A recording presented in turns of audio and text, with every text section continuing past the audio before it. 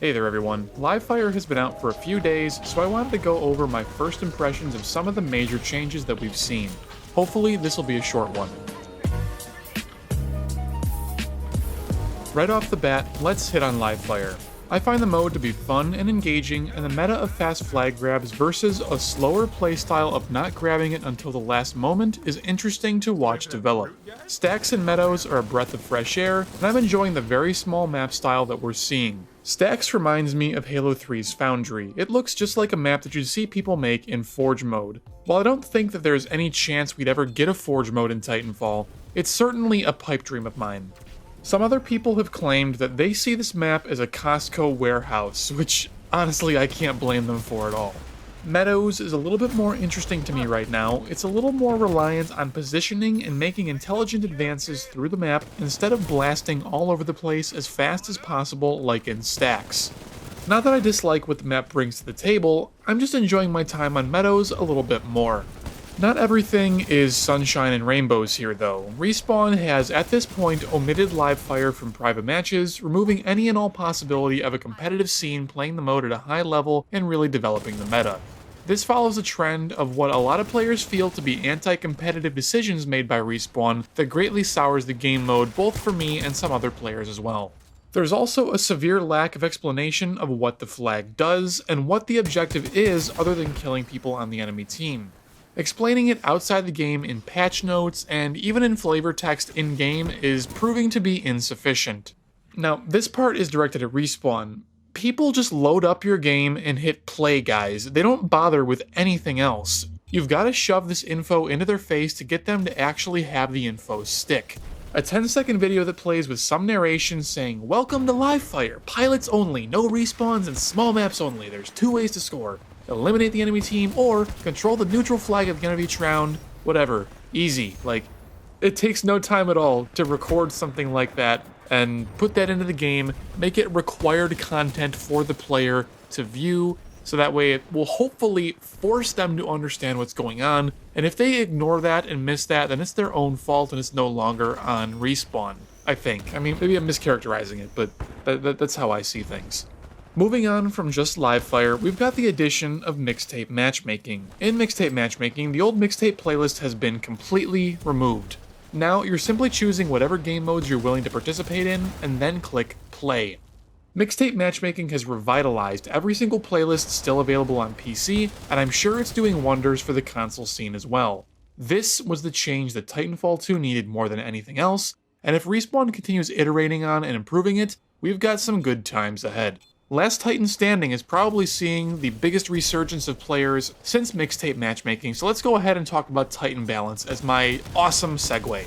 Northstar and Ronan have a faster dash recharge now. It's down to 5 seconds from the previous 6, or rather the bugged 8 seconds if you ran Turbo Engine before the patch.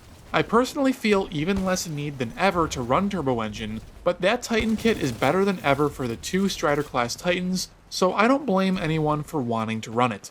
Personally, it's between Turbo Engine and Nuclear Ejection on Northstar for me, and I've kind of been leaning more towards Turbo Engine. I've said on streams in the past that I wasn't really sure if it was the right way to go, but the more I'm using it, I'm kind of enjoying my time with it. Even with the nerf to Nuclear Ejection, a Titan in Pilot Kill is worth roughly 2/3 of your Titan build meter, depending upon the game mode that you're in. Pilot kills are valued differently in different modes, so this is kind of a crapshoot to actually estimate. By the way, for those that haven't heard, Nuclear Ejection no longer earns progress towards your next Titan drop. If you score a kill with it, you still receive build time, but you've got to get the kill or you get nothing at all. For Ronan, I don't think I'll be sticking with Turbo Engine. I find Overcore and Counter Ready to be far too valuable, and usually run Temporal Anomaly instead, so the slightly diminished mobility doesn't hurt me all that badly anyways. Ion received no changes, which makes me very, very sad. I feel that she desperately needs a max range nerf on her laser shot or some significant damage drop off at long range if the max range is not decreased. Northstar feels very useless versus Ion when she can challenge your railgun shot with an identically damaging laser shot critical hit. Keep in mind, Northstar's critical hit point is gigantic.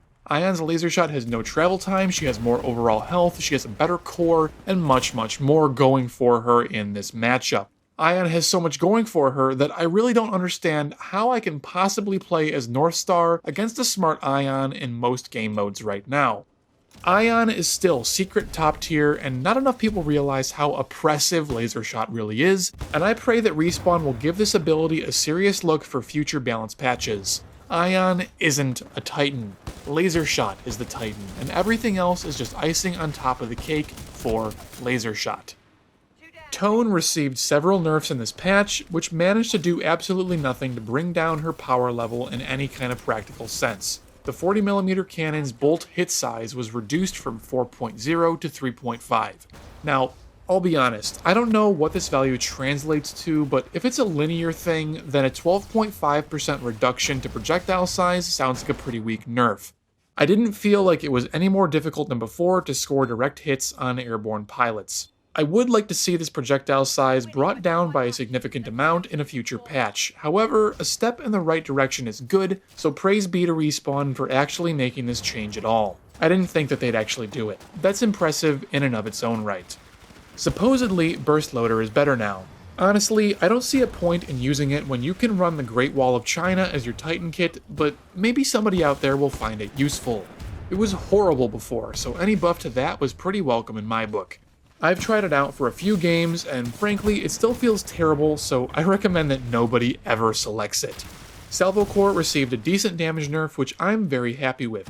You still nuke Titans as they get out of their dome shield and prevent them from playing the video game just like before, but at least you don't instantly doom them. By my estimation, you're dealing about 8,000 damage with Salvo Core right now, which is not enough to doom Atlas-class Titans and above.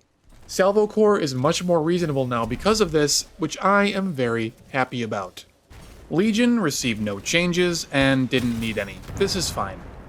Scorch now has the Softball's alternate fire feature, which is an indicator of the projectile's flight path arc.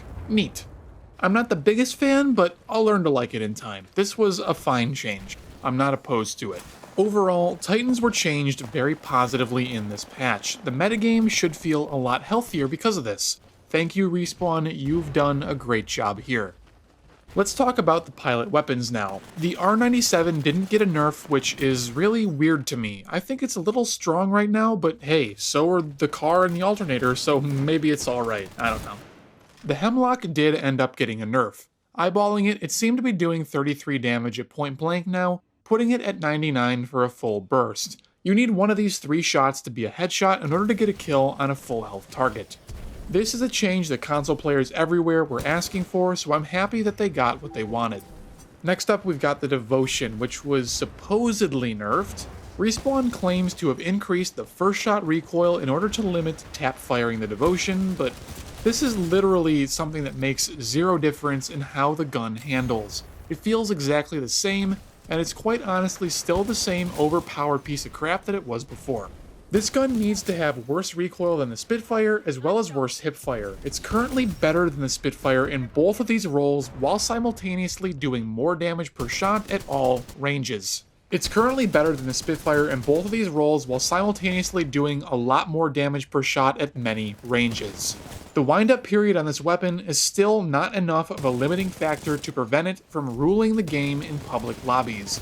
This was a disappointing non-change that I hope to see addressed again in future balance changes. Now, I don't want you to kill the Devotion, but it just needs to become a little bit less ubiquitous. It needs to have a weakness compared to the Spitfire, for example. I think this pretty much covers the majority of what I wanted to talk about in this video. Now, I could rant for ages, but that's the general overview of the mechanical differences to the game in the Livefire patch. While I may have been pretty critical of some aspects of this patch, I'm still happy that it came out, and it was beneficial to the metagame as a whole. There were a lot of steps in the right direction, and I'm very happy for that. Mixtape Matchmaking, when it first came out, was actually pretty terrible. It would only search for one game mode at a time, and you had to manually skip between playlists to actually get to what you wanted. So it kinda wasn't actually an update at all. It was more, it was a UI update, but it wasn't a change to how the functionality of matchmaking actually worked.